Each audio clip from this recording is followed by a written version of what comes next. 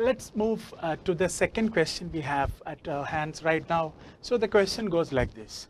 With reference to the Legislative Assembly of a state in India, consider the following statement. So this question is about legislative or state legislature. That is the question being asked here. So let's see the first statement. The governor makes a customary address to the members of the House at the commencement of first session of each year. So is it something you know? Maybe you can take for a moment to reflect on these statements and you can try to arrive at an answer. You can maybe take a pause at this point. Okay, have you heard about state legislative assemblies where governors making a customary meeting before the beginning of each session? Or maybe if you are not in a position to recall that, you can think about what happens in parliament, right? Because most of the things what happens in the parliament, that is the procedures or the conventions, are largely followed in the state level also. So that is one way. We have to deal with the first statement. The second statement is, when a state legislature does not have a rule on the particular matter, it follows the Lok Sabha on that matter. So here we have two questions to deal. One is about governor making a customary address before the legislators at the commencement of the first session, and another is about when the state legislature doesn't have a particular rule on a particular matter, it just follows the Lok Sabha rule on that matter. Okay, now the first step, like I said, is we will recall all relevant information particular to these two things. So first thing, so this is the left side is where we are going to plot the information we know. Okay, so governor makes a customary address. So do you know about that governor making a customary address? Or maybe you can think about the parliamentary situation. Have you heard about motion of thanks, vote of thanks? Maybe you would have seen Pranab Mukherjee addressing the parliamentarians. You would have seen Pratibha Patil, or maybe you have seen the present President, Honorable Ramnath Kovind, making an address to the parliamentarians. Have you seen, have you heard? Is it relatable to you? Could you recall that idea, or even the idea of motion of thanks happening in the National Union Parliament? Okay, I think that is one relevant information you need to have. Okay, that is one way to address that statement. So all those people who would have heard about motion of thanks in the parliament, or if the motion of thanks is defeated, the government would have to show its confidence if it should continue in power. If you know all those things, you are on the safer side. Okay, you can easily select that statement to be true. Okay, that is one way to look at it. Maybe why don't we try something more logical? Okay, maybe let us look into the background of the kind of the system we have, the kind of democratic system we have. So all of us know that we have a parliamentary democratic system, right? So what is this parliamentary democratic system? We know that it is a system where the executive or the government which runs the affairs of the country is directly accountable to the parliament or the legislature, which contains the representatives of the people, right? No doubts about that. We have a parliamentary democratic system.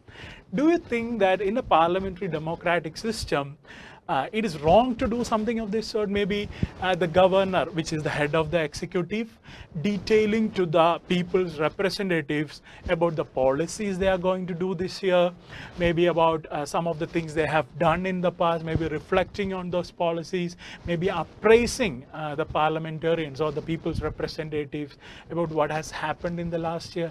It sounds perfectly logical to me. It is something that can happen in a parliamentary democratic system, and we are a parliamentary democratic system, right? So there are two sets of information you can draw. One is a knowledge-based information that is related to what you call motion of thanks.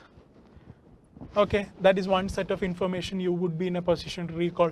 Another would be you could go to the depths of the concepts, that is, we are a parliamentary democracy, and it's perfectly normal to have such a feature, that governor addressing the House. Okay, so first statement is kind of sorted in two different ways.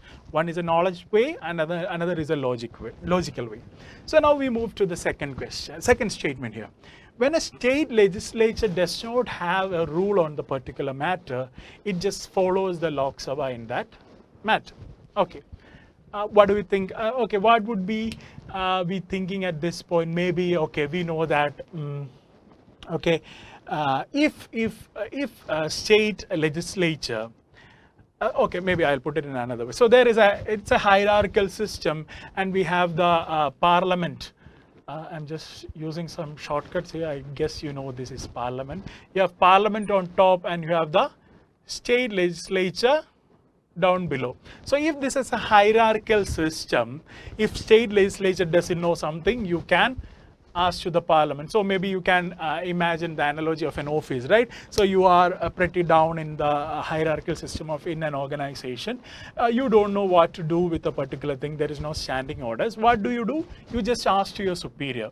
Okay, if that is a kind of a system we are having in India, this is something we can do about it. So our responsibility now is to check whether we have a hierarchical system between state legislature and parliament. That would be the first way in which you can think about it.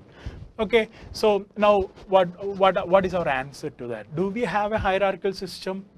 No, we don't have a hierarchical system in our country.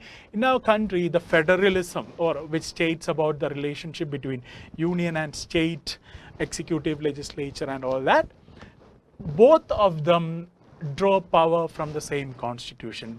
The union parliament is not hierarchically superior to the state legislature, but both parliament and state legislature comes within the larger constitutional setup. Okay, so there is no hierarchy, so there is no question of state legislature looking up to parliament if they don't know, if they don't have a rule on a particular matter. So in one way you can eliminate the truth of that statement. That statement can't be true in the particular kind of federal system we have. Okay, if you know that, if you know about our federal system, this is one logical deduction you can spin off from there. Okay, another way to look at it is maybe not in an abstract way, in a much simpler way. In fact, I should have told this way first, I guess. We know about state list, you know about union list, concurrent list, right? There are three sets of lists, and the legislation or the legislative jurisdiction of union, the state, are particularly given in these lists, right? In union list, the union parliament makes laws. In state list, the state legislature makes laws, and in concurrent list, both can make law, but union law prevails over the state law. That is another information we know, right? Okay, let us try to beat out this answer from that information. Okay, so if there is a state list, if there is a union list, both separate, do we think that when there is a particular issue where there is no law in the state, it would look up to the union, because that that particular issue for which we need to have a law in the state would naturally be in the state list, right? So because that is why state legislatures, those are the areas with which state legislatures concern itself. So if the state legislature feels that there is no law in a particular domain they are responsible for, naturally that the power to make that would be given through the state list or through the concurrent list, right?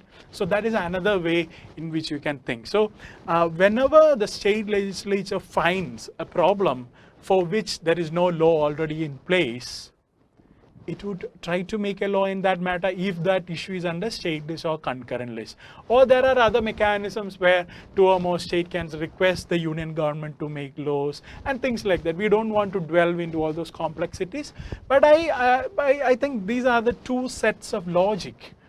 I mean a mix of logic and information you can apply to get correct answer to this question. So I hope we have conclusively proved that the first statement makes perfectly sense even if you know this a statement, or even if you don't know about motion of thanks but you know about our parliamentary democratic system.